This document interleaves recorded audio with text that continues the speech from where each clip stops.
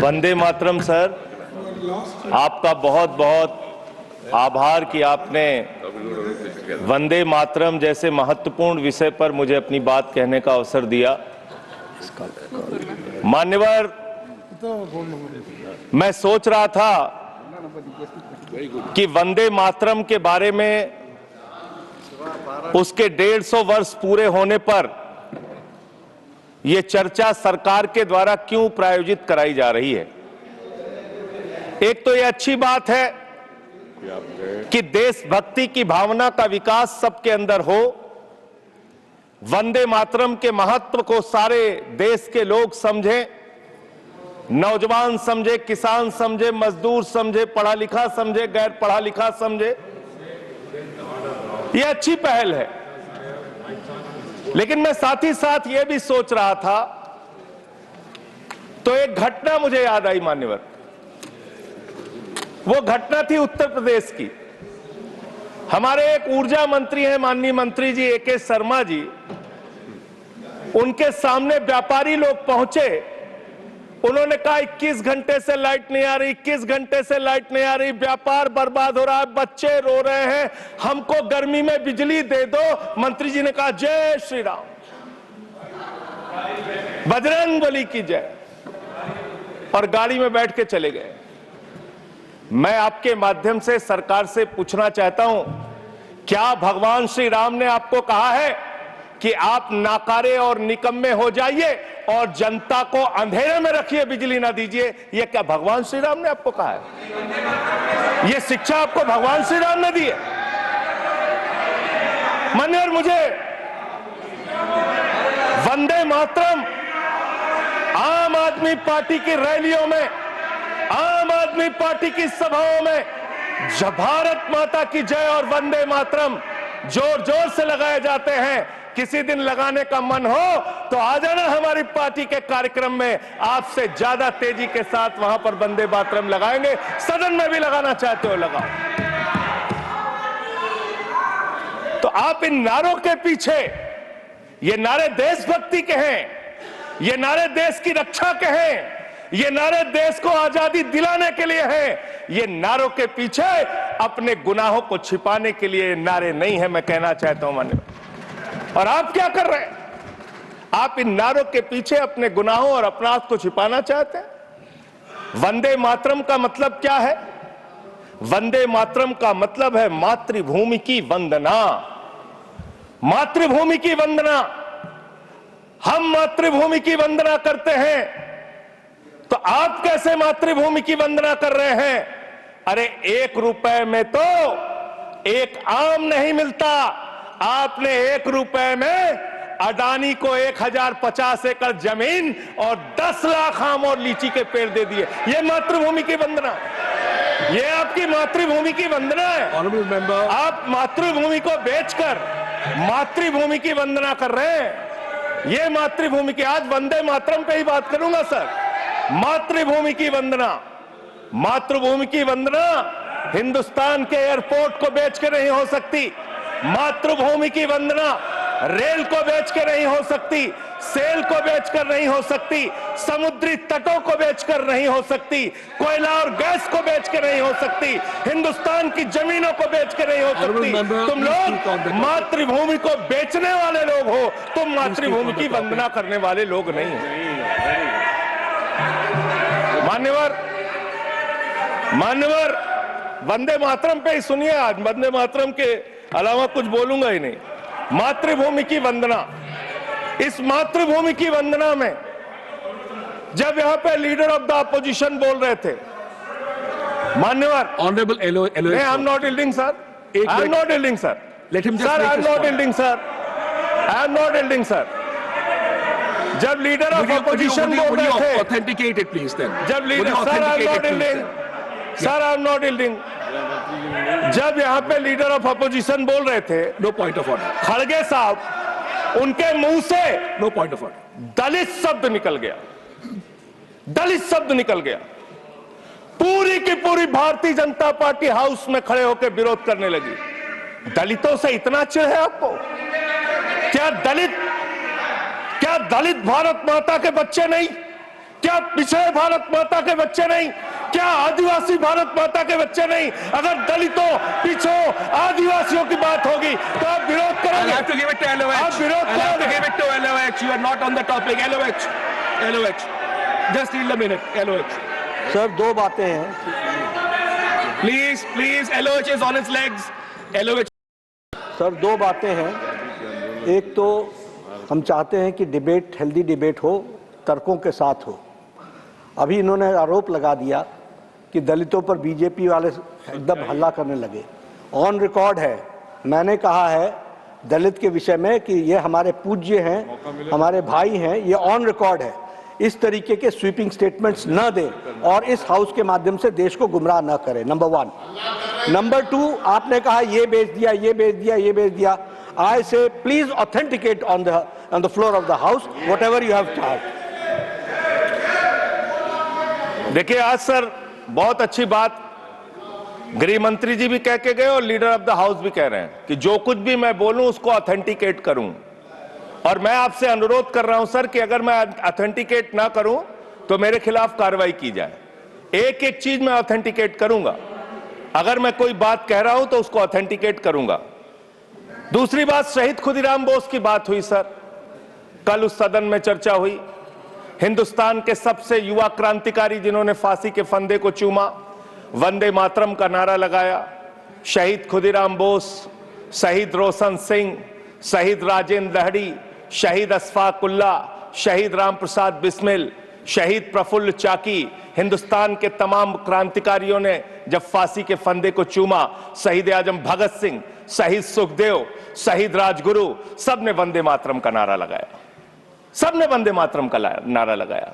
और शहीद खुदीराम बोस को अब आप याद कर रहे होंगे, मैं पिछले 31 साल से 3 दिसंबर को शहीद खुदीराम बोस की जयंती का आयोजन करता हूं। मेरी संस्था का नाम शहीद चंद्रशेखर आजाद के नाम पे है।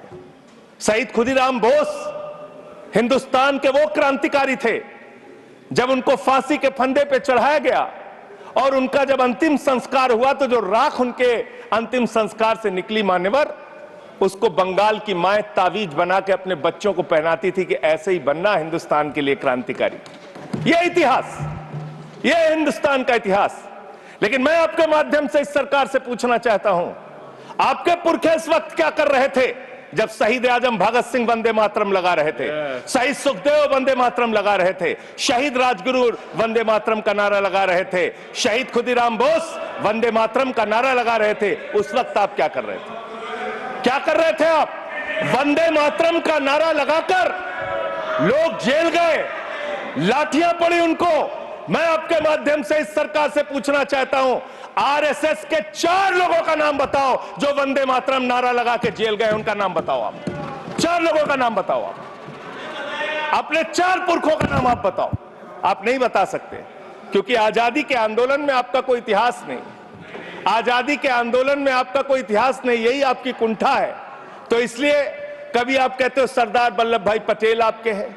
अरे भैया, सरदार वल्लभ भाई पटेल ने आरएसएस के ऊपर बैन लगाया था, यह रिकॉर्डेड हिस्ट्री है। और जब 18 महीने जेल में रखा गया आरएसएस के लोगों को राष्ट्रपिता महात्मा गांधी की हत्या के अपराध में, जब उनको छोड़ा गया, बैन हटाया गया, तो उसमें शर्त लगाई कि आप राष्ट्रीय ध्वज को मानेंगे, यानी कि आप तिरंगे झंडे को भी नहीं मानते थे।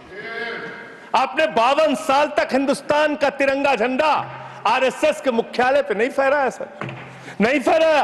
और 3 लोगों ने आरएसएस के मुख्यालय पर जब ये झंडा फहराया, उन तीनों के नाम मैं पढ़ रहा हूं, विजय, उन्मत, दिलीप, इन तीनों लोगों के खिलाफ आरएसएस ने एफआईआर दर्ज कराई। किस अपराध में? कि हमारे दफ्तर में तिरंगा क्यों फहरा दिया।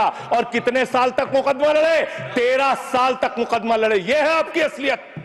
आप तिरंगे का विरोध करते हैं, भारत के राष्ट्रीय ध्वज का विरोध करते हैं। जो लोग तिरंगे और राष्ट्रीय ध्वज का विरोध कर सकते हैं वो भारत माता के सच्चे सपूत नहीं है, वो नहीं है हमारे निगाह में। और मैं आपको बताता हूं sir,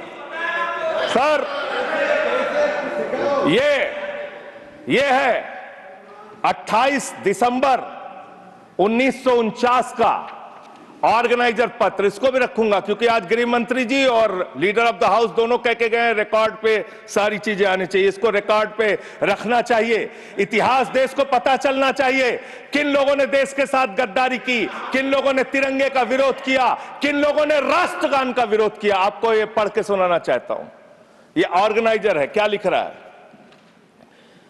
what is the moral sanction behind government's choice of Jan Gana Man, except that it can be made an item of entertainment?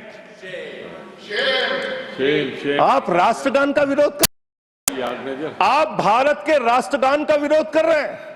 आपके मुख्य पत्र में भारत के राष्ट्रगान का विरोध लिखा गया है। इसके लिए भारत के प्रधानमंत्री को और पूरी की पूरी भारतीय जनता पार्टी को, जो अपने आप को आरएसएस को अपना आदर्श मानती है, पूरे देश से माफी मांग, ये रिकॉर्ड पे लाऊंगा सर, इसको रख लीजिएगा, ये रिकॉर्ड पे रखा जाए। फिर से बोल दे रहा हूं, 28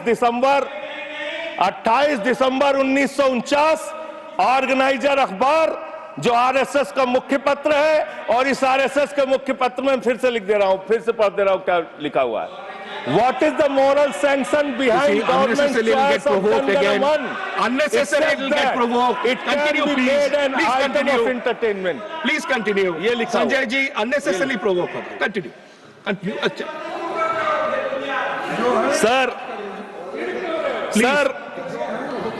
मैं आपसे ये कहना चाहता हूं कि आपने तिरंगे का विरोध किया, राष्ट्रगान का विरोध किया, वंदे मातरम आपने लगाया नहीं कभी, कोई आपका व्यक्ति देश की आजादी के आंदोलन में जेल नहीं गया, कभी आपने कोई देश के लिए, हमारे यहां अवधि में कहावत है, नाखून कटाए कि शहीद ना बना भैया। तू तो नाखूनों नहीं कटाया भैया, बिना नाखून कटाए शहीद बना चाहता है, बिना नाखून कटाए शहीद। ऐसे काम नहीं चलेगा सर। जिन्ना का भी जिक्र कल दूसरे सदन में हुआ, प्रधानमंत्री जी ने जिक्र किया। जिन्ना के साथ आपके कितने गहरे और मधुर संबंध थे, क्या इस देश के लोगों को पता है? नहीं पता, मैं बताता हूं। श्यामा प्रसाद मुखर्जी जी फजलुल हक की गवर्नमेंट में फाइनेंस मिनिस्टर थे, और फाइनेंस मिनिस्टर रहते हुए उन्होंने अंग्रेज गवर्नर को चिट्ठी लिखी थी। Shyama Prasad followed this and told Governor Herbert the administration of the Bengal province should be carried on in such a manner that in spite of the best efforts of the Congress, this Quit India movement will fail. ये चिट्ठी लिखी है।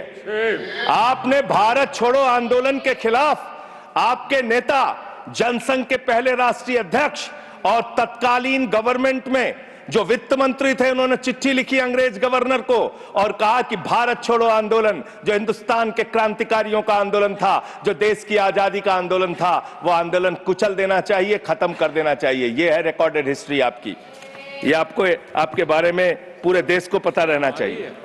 अब जिन्ना, हाँ, इसको भी सभा के पटल पर रखूंगा। जिन्ना और आपके रिश्ते क्या थे? कितने मधुर रिश्ते थे। एक राज्य में सरकार नहीं बनी मान्यवर इन्होंने, नॉर्थ वेस्ट फ्रंटियर, सिंध प्रांत और फजलुल हक की गवर्नमेंट। फजलुल हक वो शख्स है जो पाकिस्तान बनने के बाद वहां की सरकार का गृह मंत्री बना। आपके रिश्ते उन लोगों के साथ थे, ये देश को पता होना चाहिए। इसलिए आप किसी को भी देशभक्ति का प्रमाण पत्र बांटने का काम मत कीजिए। आप वंदे मातरम लगाने का काम कर रहे हैं और देश की सुरक्षा के साथ खिलवाड़ कर रहे हैं। आप भारत की सेना को 4 साल के अग्निवीर पे लेके आ गए, जो हिंदुस्तान की सीमा की सुरक्षा करने वाले हैं, जो वंदे मातरम का नारा लगाते हैं हमारे जवान, हमारे सैनिक, जो -50 डिग्री टेम्परेचर में सियाचिन में और +50 डिग्री टेम्परेचर में जैसलमेर में भारत की सीमाओं की रक्षा करते हैं, इस मातृभूमि की रक्षा करते हैं। उनके पीठ में छुरा मारने का काम आपने किया, उनकी नौकरी 4 साल की कर दी अग्निवीर की। आपको मातृभूमि से प्यार है, आप देशभक्ति की बात करेंगे, आप देशभक्ति की बात कर रहे हैं। अरे मैंने साइकिल चोर सुना था, लॉकेट चोर सुना था, स्कूटर चोर सुना था, मैंने सुना था तमाम तरह के चोर होते हैं। आप लोग तो वोट चोर निकल गए हिंदुस्तान के अंदर। वोट चोर, 3 करोड़ वोट उत्तर प्रदेश में 3 करोड़ वोट की चोरी करने जा रहे हैं। कल की मीटिंग में पता चला 17.5% वोट उत्तर प्रदेश में काटे जाएंगे। आप ये कर रहे हैं, ऐसे लोकतंत्र को मजबूत करेंगे? ऐसे आप मातृभूमि की सेवा करेंगे? ऐसे आप मातृभूमि की वंदना करेंगे? मान्यवर, मैं आप लोगों से सिर्फ इतना कहना चाहता हूं मान्यवर, आपके माध्यम से, कि हमने फिल्मों में सीन देखी है, डाकू लोग आते हैं, जय भवानी जय भवानी जय भवानी कह के, और वो गांव का गांव लूट के चले जाते हैं। जय भवानी कह के गांव का गांव लूट के चले जाते हैं।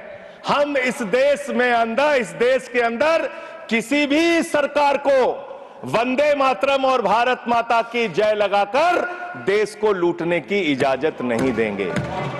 वंदे मातरम लगाएंगे, भारत माता की जय लगाएंगे, जय हिंद भी कहेंगे, राष्ट्रगान भी कहेंगे, वंदे मातरम भी गाएंगे, लेकिन देश के साथ गद्दारी और धोखेबाजी नहीं करने देंगे।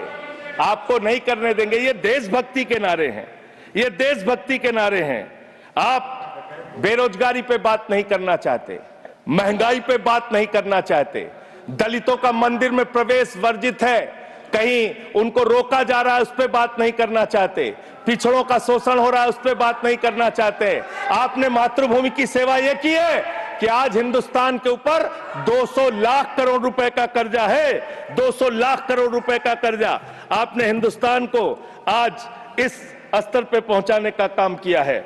और दूसरी बात मैं पूछना चाहता हूं आपके माध्यम से मान्यवर, इस देश में मजदूर भी हैं, किसान भी हैं, आदिवासी भी है, दलित भी है, पिछड़े भी है, सवर्ण भी है, सब में अनपढ़ है, सब में भारी संख्या है जो पढ़े लिखे नहीं है, जिनको संस्कृत का ज्ञान नहीं है, जो नहीं पढ़ सकते Vande Mataram.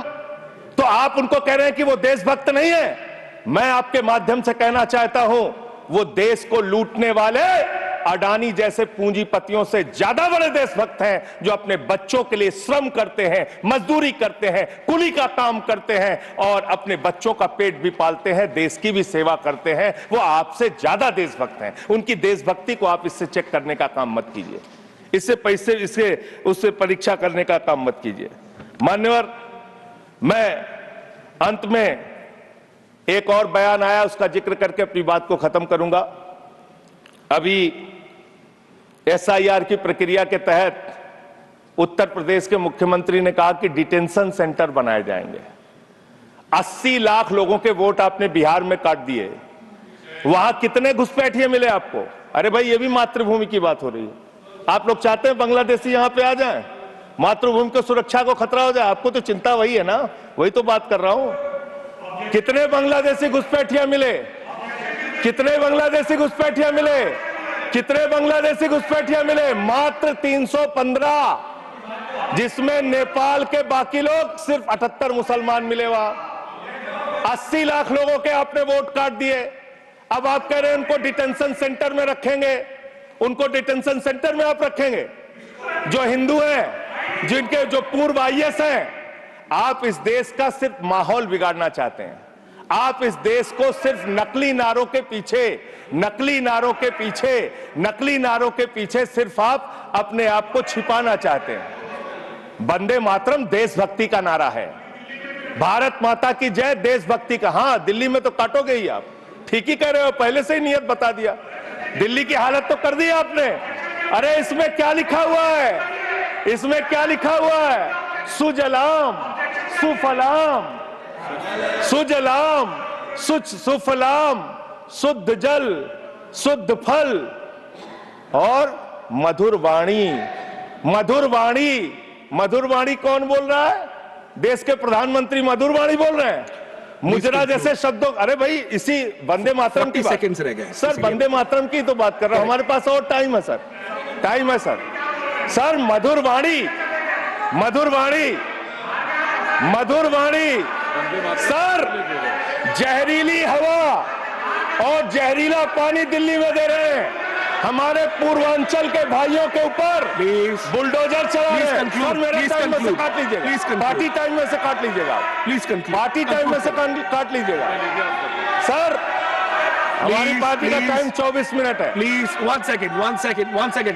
Delhi Sanjay ji, one Delhi second, को आपने- one second, honorable अभी 10 members, महीने honorable बैठ जाओ, members, one बच्चों second. शांत हो जाओ। माननीय संजय जी, बच्चों माननीय शांत। संजय जी, माननीय संजय बच्चों जी, शांत।